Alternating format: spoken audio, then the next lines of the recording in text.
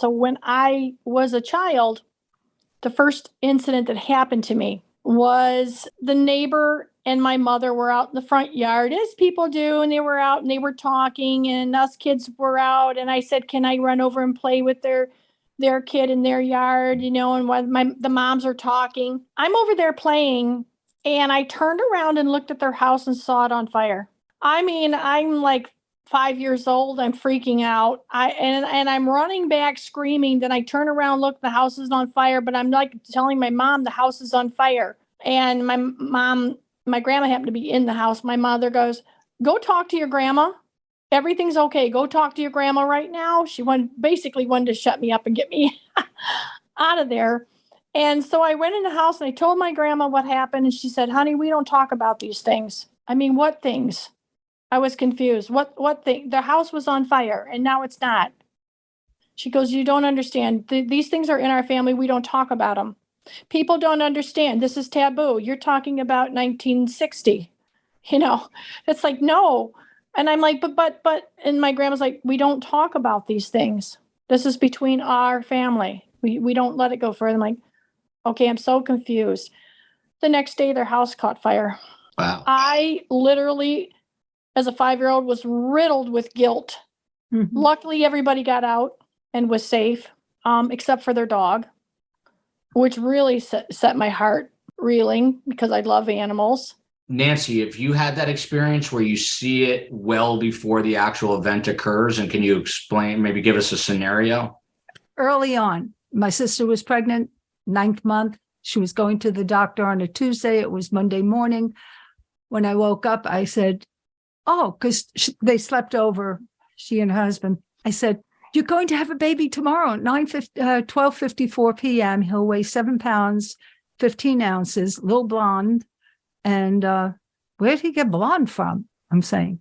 And she said, "Oh, good," because I had done this many times in many ways. And I think I was 15 at the time, something like that. So ever since I was a baby, I would be pointing out things. My sister goes to the doctor. She comes home. She said, "I'm so high." And he said, "I have weeks to go." Okay. And then Tuesday morning, her water broke. She goes to the hospital. I'm in school at that point. And I'm told that around 12 o'clock, they wanted to give her pain meds. And she looked at the clock and said, "No, I got 54 minutes before he comes out." And at that time, they didn't know it was male or female. And so he comes out, but she apparently had told her doctor because he ran out saying, "Burn her sister at the stake. She's a witch." Things like that always made me very curious. So knowing things ahead of time, 6th grade, I did a thesis on insane asylums, the history. Then when things happened, I would go do searching the history and whatever else I can find about what prompts behavior in people. And like Gale, I had a lot of those instances. And my mother, I always said, backpedaled all the way, never spoke about it. My father never spoke, so it was easy. But I always questioned, how did these things happen? How do I know beforehand that my best friend at 14 that I played with since I was 6 would be dead next year? How did I know he didn't have a cold?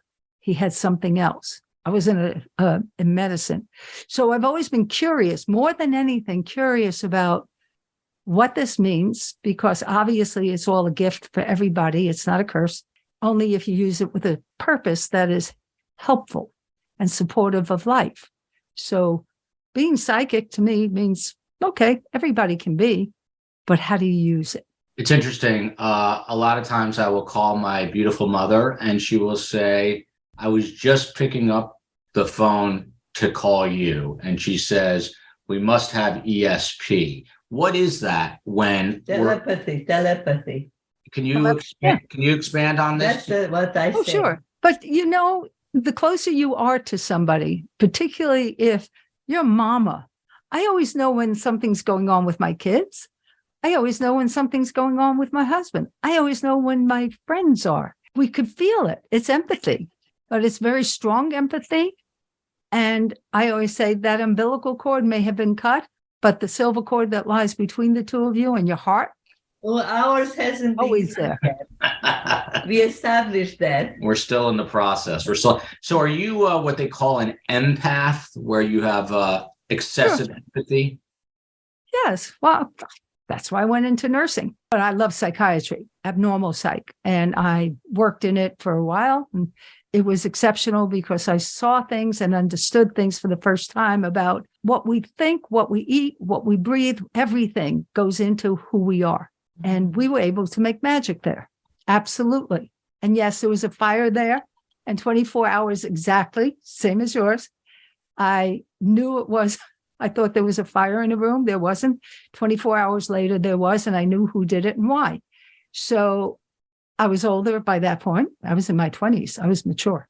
My grandmother and mother had little things of psychics that they were doing in a certain way.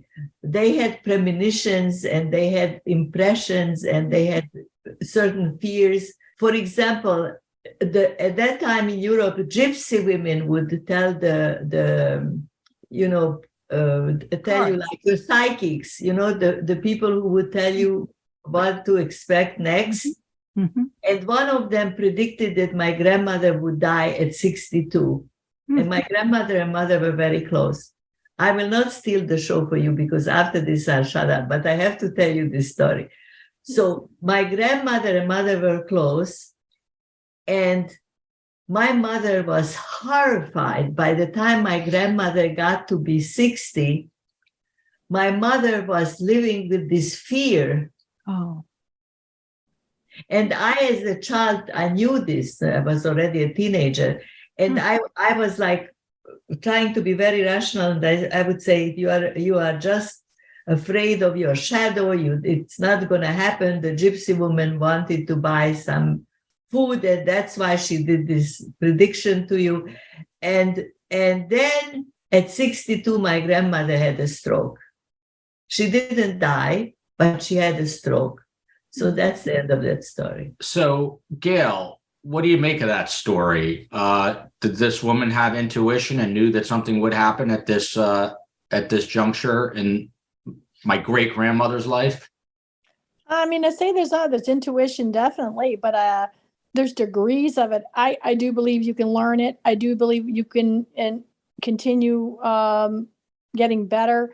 But there's also, I kind of look at it, and I've told some of my students, we can all do math, right? Every one of us can grab a checkbook and balance a checkbook and do different things, but we're not all mathematicians. That's a gift in itself.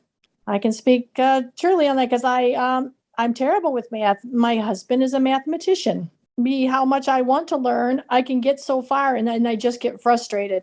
I think that's a great point because, that's a really intelligent way of saying it because as a non-math person, I totally relate, and people have certain strengths, and sometimes you don't know what your strengths are because they come to you very easily.